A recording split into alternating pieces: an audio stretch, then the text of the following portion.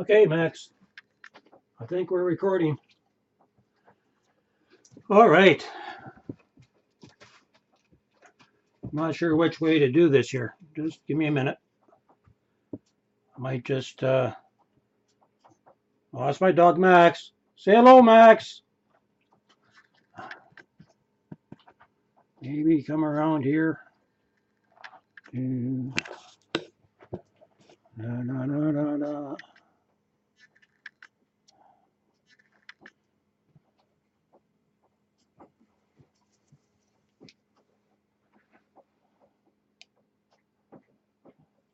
Okay, take a good look at this. I want to make it full frame here. This is what the Lord gave me when I found myself homeless about 10 years ago, maybe 12. I came back from Eastern Canada on the train with my dog and had no place to stay, and ended up staying in a cab of a truck in Nanaimo about this time of the year. Okay, I'm going to pan around.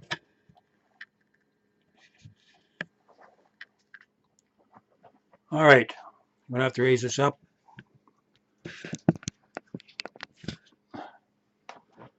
Okay, we're in view. So, this is what I call the Joshua Project, and I actually made when I was working in Nanaimo back then. Ended up working in Nanaimo after. Ended up sleeping in a truck for a week, and the Lord gave me these designs here, and I don't have the original pics. This is just the layout that I made. But action response centers for the homeless, or ARCs for short. Isaiah 58, 6 to 10, I believe. 6 to 17, 6 to 12. Okay, we're not here just to do our own thing. When we came to this earth, we have purpose. Became a believer in the Lord. And being a believer in the Lord means more than just believing. The James the Apostle, he said, "Show me your love by your works. Show me your love by your works." And how many of us are going to stand before the Lord, and he's going to ask us one question. He's going to ask us, did you learn to love on your time, the time that you had when you're on the earth? And this is something that every one of us can do with no excuse. None. No excuse. Every one of you who is a believer can get behind this project. Whether it's $5 or $10, 20 or 100 or 500 or 1,000, you can get behind this. I'd like to see this vision from back in 2005 or so become a reality across the streets of America. Across the homes. You could have one of these in your backyard, and to take in one homeless person, or maybe someone might have an acreage. You could actually set up a nice little camp. All right. So I'm challenging every believer, God-fearing person out there. God is challenging you this night to prove yourself, to prove your love for the Lord. We can say that we love God, but if we don't demonstrate that love, then really our love is very shallow. Okay, this is what it's going to look like. This is the Joshua Project. I drew this out on GIMP, and I'm going to have to back up, turn it this way. All right, there we go. You can see that this is in a cradle, like a boat cradle, right? And each one of these sides, this is the smallest concept. You got 6 sheets of plywood around. That's all you have. 6 sheets of plywood. If you want to know the square footage, you go 6 times 6 is 36 times 3 is 98. So you got 98 square feet on this surface, and then each one of these would be 8 feet long, or just a little shy 8 feet, probably uh, 7 feet on the inside, lengthwise. Time you minus the distance of your walls, the framing, and probably close to 71, 72 inches from side to side. Okay, and I like to start with this design. Then you can go bigger. Then you can go from uh, you know, I got my water boiling in the back. What a time. Anyway, it can boil for a little while. And I'll probably come back in a part 2 on this. But just take a look at this. Let it sink in. Visualize with your mind. So you got this made in a cradle, and you put your bulkheads in, on your back and your front. You got a standard door. You got a little hexagonal window on the back, and you got skylights on the top that you can put in for venting, right? And when on the inside, you have your Murphy bed, just like you do in a camper. And it folds down and folds up to maximize space. And under that, you can have, a little bit of organizer and all that, a little bit of pullouts for this and that. Place to cook. You might even have a small little fridge. And you could have all your wiring and your plumbing. And you could have everything in there. You can make it, instead of 8 foot, you can go 10 foot, you can go 12 foot. Instead of a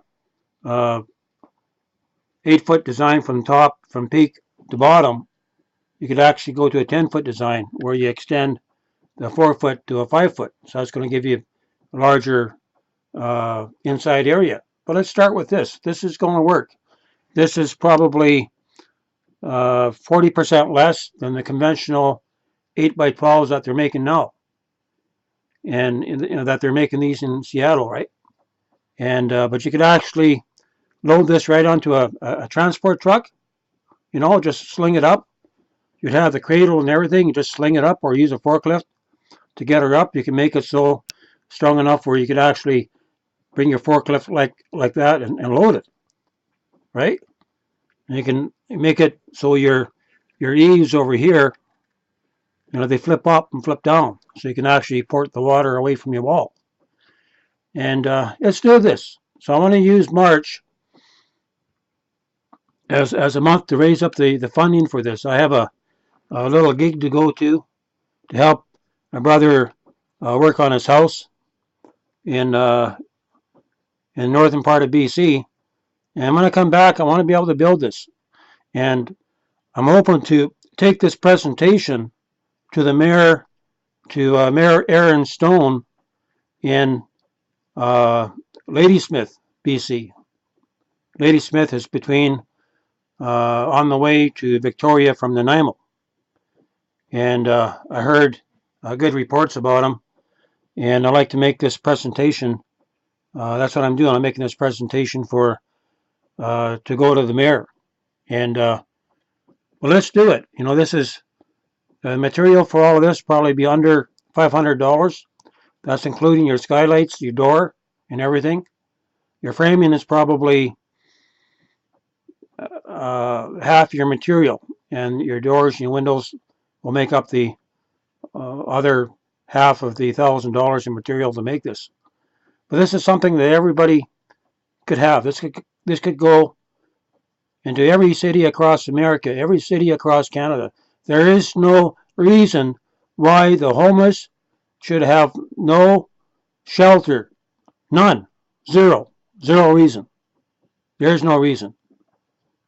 I think the biggest opposition is the politics, is the red tape.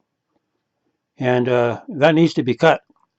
We're given other people who are coming into the country big, huge paychecks per month, all kinds of benefits, and yet we're not helping our own people. What's wrong with a picture? God comes over. The love of God in our heart supersedes the laws of the land.